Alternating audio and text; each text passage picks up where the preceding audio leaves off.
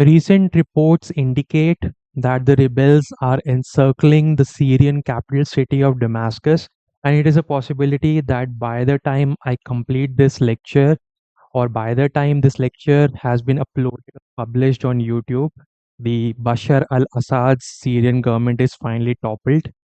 Notwithstanding whether the government survives or is decimated by the rebel forces, we have to know, we have to study the roots of the Syrian civil war. Yet another region we have to focus today is a region that faces an uncertain future. The Syrian civil war is a complex phenomena. It involves various actors, not only the rebels, not only the government, but the external actors which de facto possess territory within the country of Syria. So today's topic will be this. So the agenda for today's discussion, first we are going to understand the Syria's geography, history, because irrespective of how the geopolitics pan out, geography and history, they seldom change or they change very slowly. Then the various factors at play, the external forces, the internal forces, the rebels, the economy. We are going to understand the roots, the timeline of the civil war.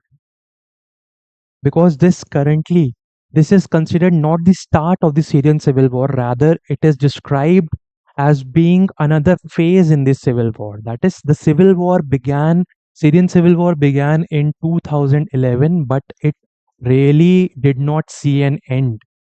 Although a ceasefire was declared in 2020, but via mapping and diagrams, I will show you how, despite this ceasefire, only two-thirds of Syria's territory was under Bashar al Assad's Syrian government.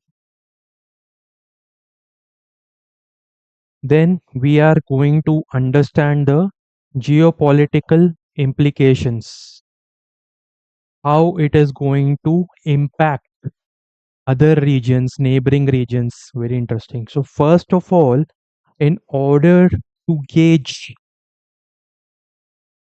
the importance of the situation, let us take the help of the map. So, here, so this you can see clearly, this is Syria. So, just look at the neighboring countries: Turkey, Iraq, Jordan, Lebanon, Israel. So already these countries have been experiencing unrest. We have discussed about the Iran-Israel relations in detail in one of my previous lectures. We have discussed the Israel-Hezbollah attacks, the Israel-Iran connection in lieu of the connection with Hezbollah. And some important cities, because once we are acquainted with the mapping, the places, why I always emphasize on the maps, once you are abreast or aware of the various locations, then whenever these are mentioned, you can immediately connect. Okay, this is nearing this border. So how it will pan out, what the other country or the other forces, how they will react, which area, which rebel force or which terrorist group or where the army is located. So so geography is very important. So some of the places which time and again have been appearing in news recently are this Idlib, Aleppo, the second largest city of Syria, Ar-Raqqa or Raqqa. Then here we have Hama, Homs. So recent reports suggest that this Idlib region, there is a group known as HTS. We'll discuss about that. Hayat Tahrir al-Shams. So this region, this group was already present in this Idlib governorate or this province, Syrian province. Idlib is a city also. Now, what has happened? The recent attack, the Syrian government forces, national government forces, they were caught by surprise when they suddenly these forces, HTS, the opposition forces, the rebel opposition command consisting of the Free Syrian Army and this HTS, they suddenly started marching towards Aleppo, and the Syrian government, the Syrian Arab army, it had to withdraw. And now, after capturing Aleppo, it is said that they have occupied, or they are have encircled this Hama, an again important city, and they are proceeding towards Homs. And finally, their target is to capture this territory of Damascus, which is, of course, the location of the major government. So this is the capital of Syria. And currently in news, another area was there. It is not mentioned here, but I will show you in the map.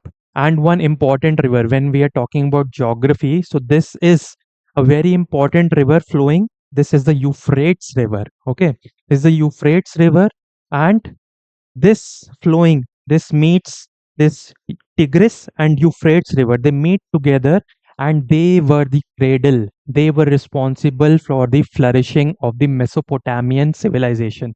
If you have heard that, okay, some interesting fact. Anyways,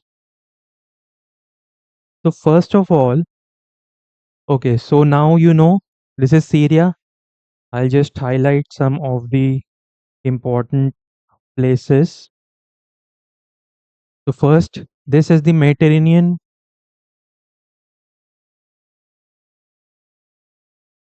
This is the Mediterranean Sea. This here is the Suez Canal. This is the Gulf of Aqaba.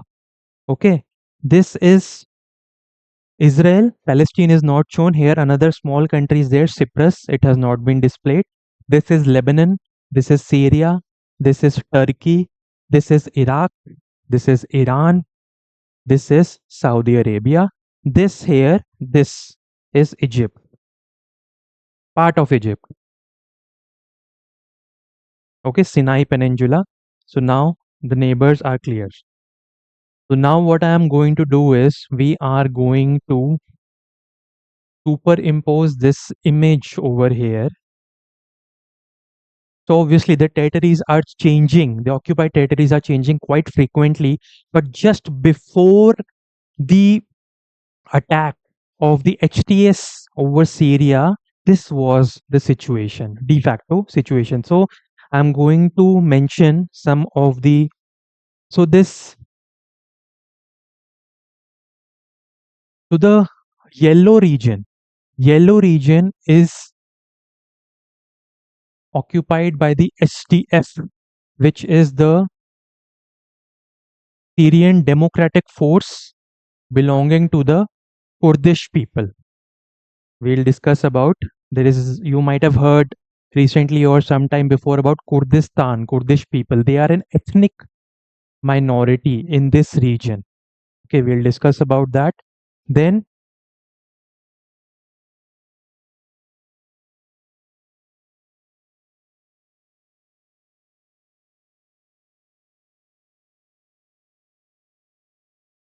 this light green region here, this belongs to the THS.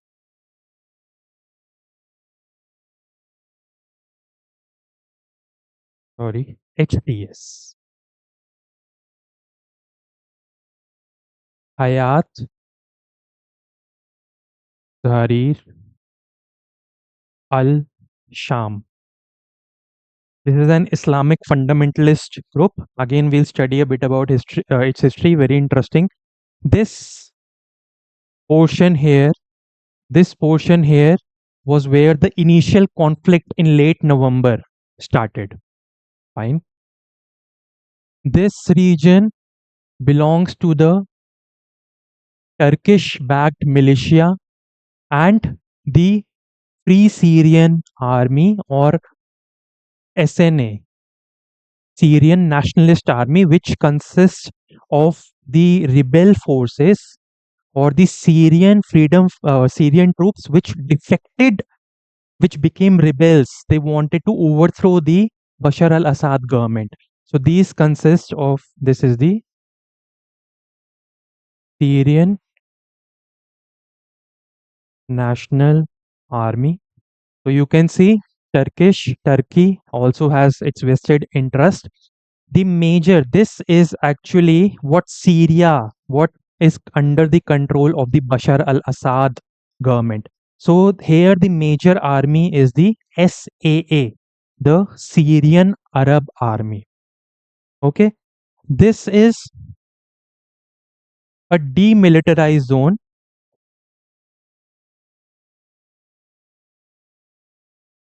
Demilitarized zone under the occupation of some rebels. This is again very important region, Golan Heights.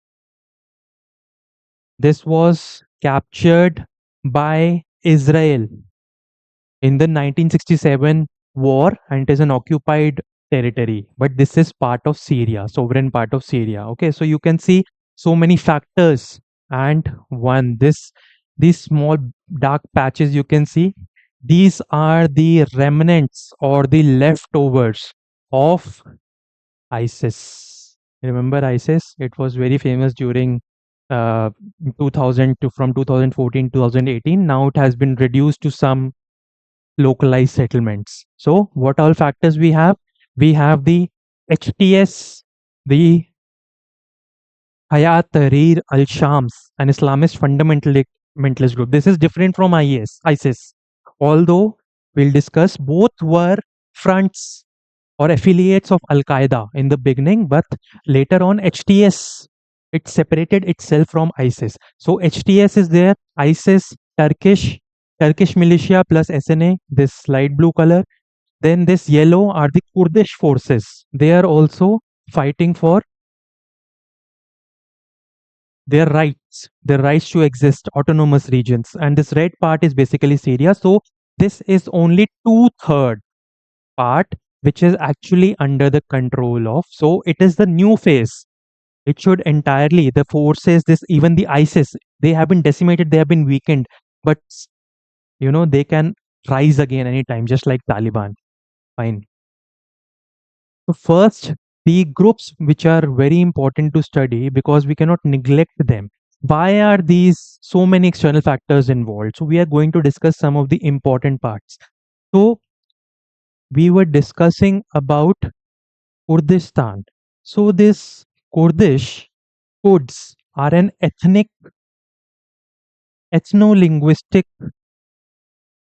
group. Again, ethnicity we have already discussed.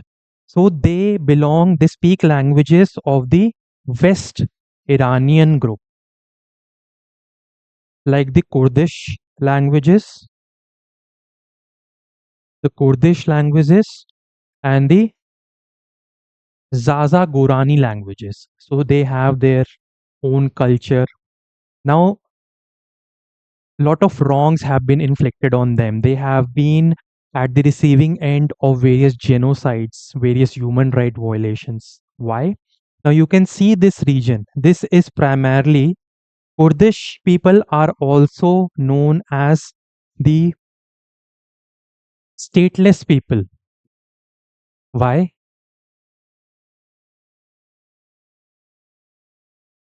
So let's head back a little, the modern history period. So we all know that after the completion of World War One, Ottoman Empire was dismembered. Okay. So there was a 1920, there was a Treaty of Sevres for deciding the boundaries of the various territories which were liberated and occupied by the victorious powers. So there, the Kurdish people were promised a homeland, a separate region of their own. Okay. In 1923, another treaty was there, Treaty of Lausanne in Switzerland. So, as per this treaty, the boundaries of present day Turkey were marked, but the promises which were held out to the Kurdish people that were not upheld.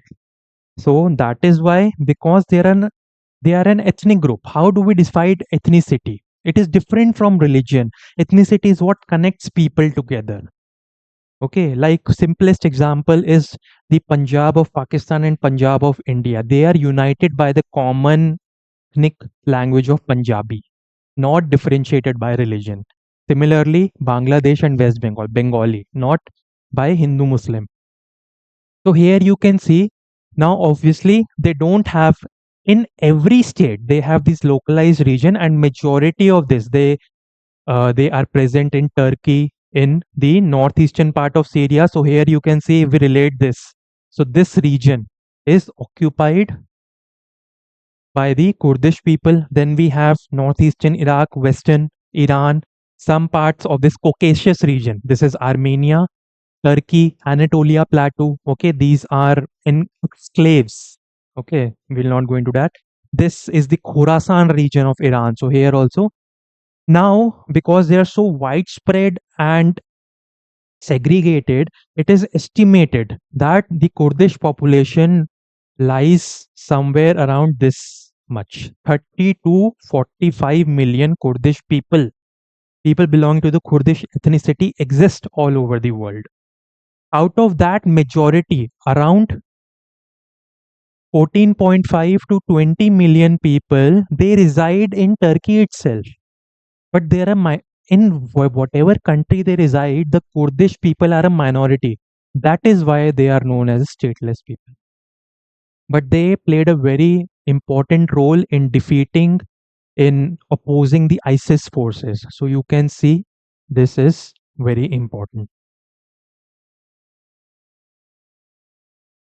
So again, so for fighting for their rights, they are present in Turkey. They have occupied some region in Syria. They want their own homeland. They want to fight for their cultural rights. So this, when we come here again, so in Syria, there is a Syrian Democratic Forces under the Kurdish HTS, and some more important thing, if we, this river, I was trying, this river coming from Turkey and flowing this river and going all the way to the Persian Gulf. This is the Euphrates River, very important river from the point of view of Mesopotamian civilization. Okay, then some of the important cities, if we try to mark. So we have already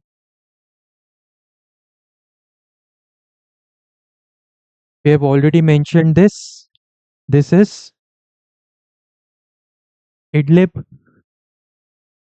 Here, the second largest city which has been occupied, the Syrian Democratic Forces, the Syrian forces, the SAA, the primary force of the Syrian Bashar al-Assad government, they have withdrawn. Aleppo has been under the control of the rebels. This city we have already talked about is Raqqa. This is again important city, always time and again in the news. So this are Zor. Okay. Then this here, this is Hama, city and province also. Here we have Homs. Here we have the capital city of Damascus. So recent reports, like I started with during today's lecture, that this city, the suburbs have been encircled, and this near the, there is a border city here, Dera. Okay, so this has also been occupied. So the Syrian forces are, the rebel forces are progressing from both ways. And another interesting point in this is, there is a very important highway, motorway, which passes through four important cities, that is Aleppo, then Hama, Homs, and then reaches Damascus. So, like I said, that instead of proceeding eastwards, the HTS and the Turkish backed militia as well as SNA, they want to occupy this major motorway. This is known as the M5 motorway. Prior to the civil war, it was responsible for carrying out millions of dollars of trade. It is very important motorway and it gives direct access to this. It is around a 475 kilometer highway or 280 miles highway, and this provides connectivity. So if this is, you can easily see. Okay, fine. So we have discussed. Then we come to HTS, the Hayat Al Tahrir, the Hayat Tahrir Al Sham. So we know about ISIS. So ISIS, it reared its ugly head. Let us discuss the timeline first. So in 2011,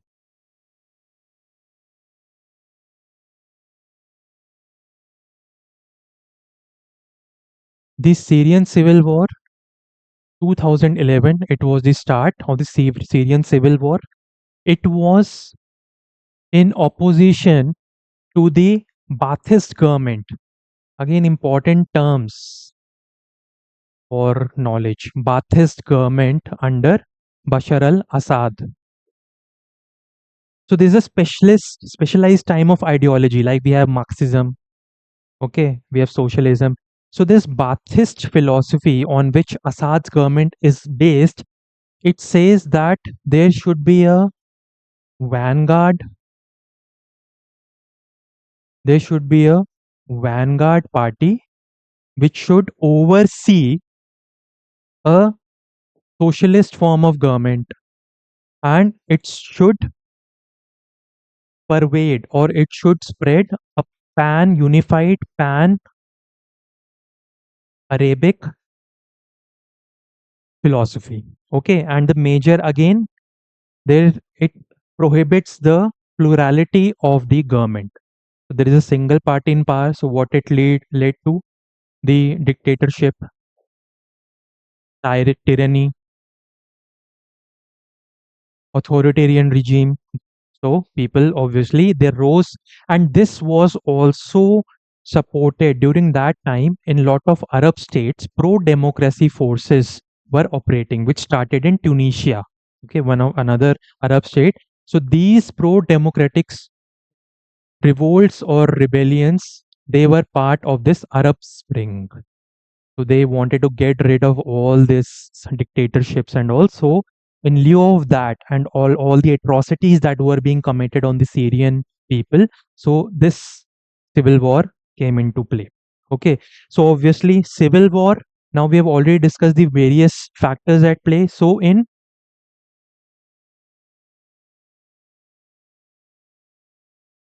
this continued. So it became a full-fledged war during 2013 and 14 with the rise of the Free Syrian Army, which together combined with various other elements to form the Syrian National Army, consisting of various rebels, various troops or soldiers who had defected from the SAA, the main army, and formed an opposition group to challenge Bashar al-Assad's government. Okay, then the side by side, the SGF forces of the Kurdish were also there. Side by side, we have the HTS coming into uh, progression, and here comes the role of the external factors. Russia. So this Russia and Iran, as well as Hezbollah from Lebanon. These have been the major supporters of the Assad government, and recently also they have been not only responsible to provide for providing artillery, the planes, the MiGs. Russia has provided MiGs, Sukhoi fighters, T-72 tanks, T-90 tanks.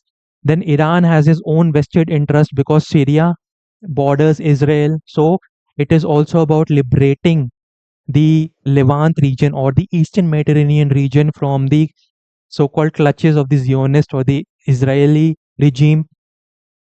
Okay, and Iran and Hezbollah. So they have been supporters, and recently they also conducted airstrikes to halt or oppose the progress of HTS. Okay, again I am going to revisit this map. So HTS normally this out operating out of Idlib region, Idlib province. So they have been started progressing eastwards and southwards. Okay, so in 2015 and 16, these also actively became involved. Okay, then at this time, ISIS was at the height of this power. It grew rapidly from 2014 to 2017. So ISIS, the Islamic State of Iraq and Syria, it was a front or it was affiliated with Al Qaeda under the leadership of Abu Bakr al Baghdadi. Okay. Now, how it is connected, the philosophy of ISIS is to establish a worldwide caliphate. Okay. Now, we have already discussed one of the major rebel groups, the HTS, the Hayat Tahrir al Sham. Okay. So, it initially it was named as it was part of the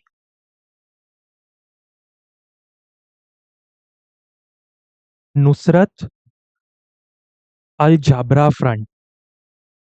It was closely affiliated with Al Qaeda. It was functioning parallel to ISIS, but it was competing for power. They both were competing. So, what changed later in 2017 under the leadership of this is Jabhat al Nusra. So, Abu Muhammad al Jolani, who is current leader of HTS. So they started differentiating themselves from Al Qaeda and ISIS as a whole. They occupied the liminal or the transitional space between jihadist militancy and separatist tendencies. So now their aim is to not to establish a pan world, a caliphate across the world, but Islamist fundamentalism. So they are focusing majorly on the liberation of the Levant or the eastern region against the non-Arab states like Israel. Okay, so that has they have distinguished themselves in this philosophy. So now this is active player. And in the meantime also in 2016 to 18, Turkey also came into picture. Now what is Turkey's problem? Actually, we have seen here in this diagram that this Kurdish population is aiming, it strives for a separate homeland, and majority of the population, significant 14.5 out of 30-45 million, it occupies in Turkey. Now Turkey has marked or designated the Kurdish population as a terrorist group. So it is fighting against the SGF also. So it wants to get rid of the STF. And now during this phase of revolution, one of the major how was this ISIS supported when ISIS came into picture? They were mainly based in this region, this eastern Syria and northwestern Iran. So when they were at the height of their power, various forces, Russia, Turkey, US, the SGF, the Kurdish forces, they came together, the Assad forces, they came together and paved the way for the elimination of ISIS, but they still occur in localized spaces. Now, to summarize how the various forces have been operating to make it absolutely clear, let us focus on this diagram. So, we have already discussed this is President Bashar al Assad, the current government leader. This is Putin. So, Putin, Russia, Hezbollah, Iran, they are the supporters of Assad government. They are pro-Assad regime. Qatar, this is Qatar flag, Saudi Arabia, and this is the leader of Turkey, Recep Tayyip Recep Tayyip Erdogan. So they are supporting the Syrian National Army and other Turkish-backed militias and also HTS in a way. Okay. Again, I am repeating this army headed by this is SAA. This consists. This is SNA. Then this is the purported flag of Kurdistan, and their forces are denoted by the SGF, the Syrian Democratic Forces. And while during the peak of ISIS insurgency and terrorism, it received SGF SDF received resources, massive amount of resources, artillery, ammunition, fighting power, military power from US. But now, since ISIS is gone and US no longer considers HTS or Jolani as a considerable threat, it does not have any interests, so-called interest to be met, so it has reduced its support. And finally, this is the flag of IS or ISIS, also known as not only Islamic State of Iraq and Syria, but Daesh also. So it has been eliminated. So all these were initially in the from 2014 to 2017. They were fighting against this. They were fighting against this. Okay. Now again, another element is not only are they fighting, they are purportedly fighting against this, but now these Erdogan is also at loggerheads with Kurdistan as we have studied, so it wants to eliminate this. Then these two are also fighting because these are anti-Assad, anti-Assad regiments. Okay, so these Arab states, the Saudi Arabia, the Sunni population, majority Sunni population, so they want to overthrow this Assad government also. So this is the major picture. This is HTS, part of the rebel group. It was initially working parallel to ISIS, but now it has its separate Islamic fundamentalist ideology. Okay. Now, all of a sudden, when there was a ceasefire deal was declared in 2020, in which temporary ceasefire it was effected by the leaders of Russia and Turkey, Erdogan and Putin. But you can see that already in the map that I have shown, this was the state. So the country of Syria was not fully under the control of Assad. Now, what factors have actually led to this sudden uprising? Okay, now this is very important. Why now? So this is an opportunistic movement. So this, first of all, the main supporters of Assad regime, Russia, it is already occupied in the Ukraine war. So its forces have been diverted. Hezbollah, the senior leadership has been wiped out by Israel. Iran, again at loggerheads at war with Israel. So the main supporters, Iran, Hezbollah, so they have kind of deserted its ally. Okay, they don't have time or any such significant interest. So these forces, the SNA, the HTS, they have found an opening to fight this. And meanwhile, the SDF forces, they are fighting with this. Then they are fighting with other forces also who want to get rid of them. So this is the larger picture. Moreover, now this is we have discussed in one of the previous lecture, the India Middle East Economic Corridor. Now obviously Turkey also feels that it is sidelined. Not only is it intervening in the Syrian civil war for the Kurdish forces or to establish its geostrategic presence or geopolitical presence in Syria, but also it is not happy on being excluded with projects like the India Middle East Economic Corridor. So it wants to display its geopolitical heft or geopolitical maverick nature in order to further spread its influence. Okay. And last but not the least, if we consider India, India has always strived for stability, whether it be between the relations, the Israel Hezbollah relations, or Israel Palestine, or Syria. So it has supported the governments in power, more or less, or Assad government, but primarily it wants to collaborate. Even Saudi Arabia and Qatar, these might be posed against the Assad government, but more or less we can see in this diagram the India Middle East economic corridor. We can see that this Saudi Arabia, then we have UAE. So all these Arabian nations, they are also striving for not only stability but economic growth, cooperation, and development. So they want to get rid of all this instability. Fine. So this is the larger picture. And just to make things a little interesting, because those of you, even if you're not preparing for UPSC, in UPSC I have mentioned a lot of cities. So in UPSC these questions are very common.